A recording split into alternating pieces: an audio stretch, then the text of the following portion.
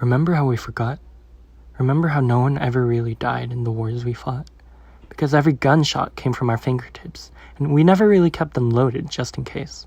Because each enemy was a friend, and none of it was about oil, religion, or land. It was all just pretend. Remember how we used to bend reality? Like we were circus strongmen, like our imaginations were in shape then, like we were all ninjas trained in the deadly art of did not. Like, I totally got you. Did not. Remember how we forgot? Remember how our parents told us never to look directly in the sun, and how we were their son, and so we never looked directly into the mirror in fear that we would go blind? Remember how we used to find any old reason just to call someone we were crushing on?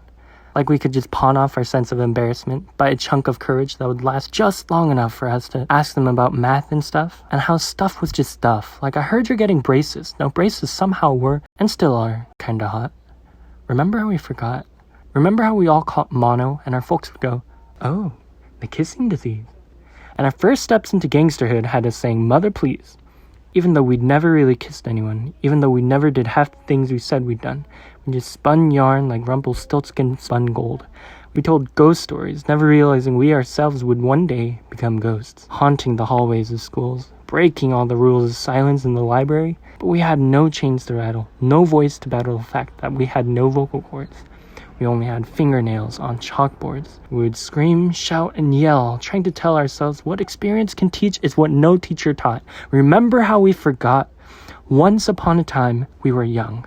Our dreams hung like apples, waiting to be picked and peeled, and hope was something needed to be reeled in, so that we can always fill the empty fish bin with the one that got away, and proudly say that this time, impossible is not an option, because success is so akin to effort and opportunity, they can be related. So we took chances, we figure skated on thin ice, believed that each slice of life was served with something sweet on the side, and failure was never nearly as important as the fact that we tried. That in the war against frailty and limitation, we supplied the determination it takes to make ideals and goals the parents of possibility, and we believe ourselves to be members of this family, not just one branch on this tree, but a forest whose roots make up a dynasty. So when I call you sis or bro, it's not lightly. When I ask you to remember, it's because the future isn't what it used to be. So remember now.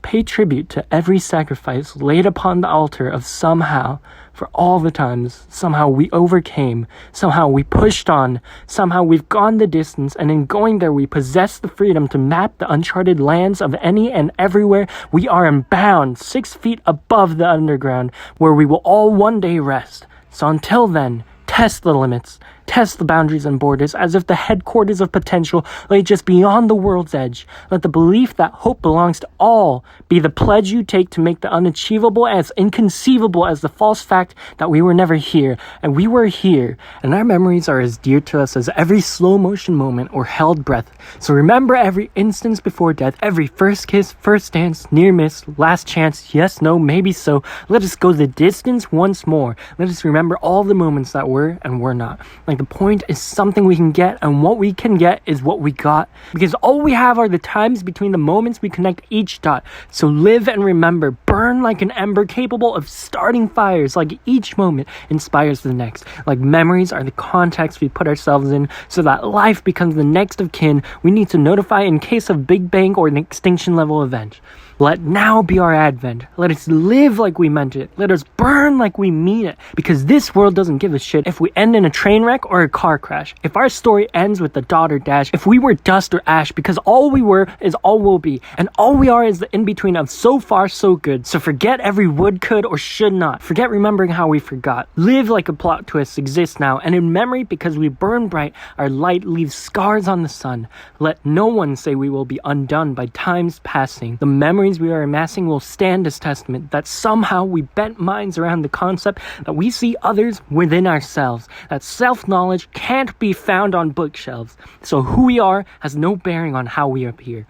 Look directly into every mirror, realize our reflection is the first sentence to a story, and our story starts. We were here. Tea.